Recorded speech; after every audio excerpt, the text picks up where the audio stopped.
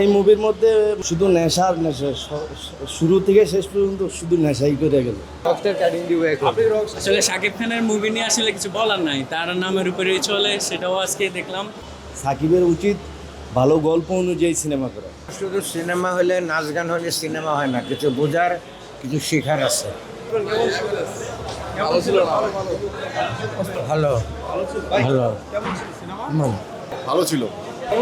ভালো হয়েছে, এটা গল্পটা সেই অনেক সুন্দর হয়েছে। লাস্ট পর্বটা সেই মানে অনেকে বলতেছে নেশা করা অনেক বেশি দেখায়, সেটা নিয়ে কি নেশা, এটা তো ধরেন ভালোবাসা নেশা করতে হবে, একজন হারানোর ভয় বুকে নেশা করছে, এই কারণে এটা অনেক ভালো ছিল। মোটামুটি অ্যাভারেজ, অত ভালো লাগেনি, অত খারাপও লাগে। সিনেমা শুধু সিনেমা হলে, নাচ গান হলে সিনেমা হয় না, কিছু বোঝার, কিছু শেখার আছে। সুন্দর ছবি করেছে।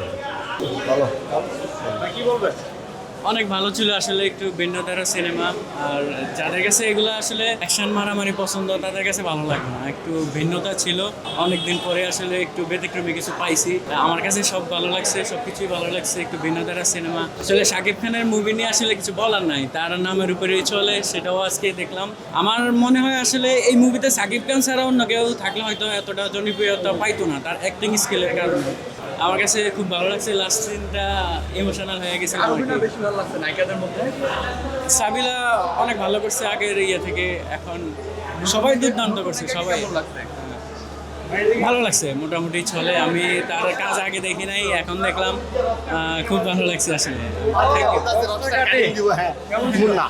ভালোই, এই যে নতুন রকস্টার বাংলাদেশে রকস্টার কাটিং দিব এখন। আপনি রকস্টার কাটিং দিয়ে আসলেন এরকম? না না, রকস্টার কাটিং দিতে চাচ্ছি এখন। দিব এখন কেন? সিনেমা দেখার পরে হ্যাঁ, সিনেমা দেখার পরেই। অনেক ভালো ছিল সিনেমা। হ্যাঁ, মোটামুটি ভালো ছিল। তো চুলের হেয়ার স্টাইলটা অনেক ভালো লাগছে। অনেক ভালো ছিল। সিনেমা একদম বাজে, ভালো, বেশি ভালো হয়নি। সাকিবের উচিত ভালো গল্প অনুযায়ী সিনেমা করা। এই মুভির মধ্যে শুধু নেশা আর নেশা, শুরু থেকে শেষ পর্যন্ত শুধু নেশাই করে গেল, কোনো গল্পই পাইলাম না সিনেমার মধ্যে।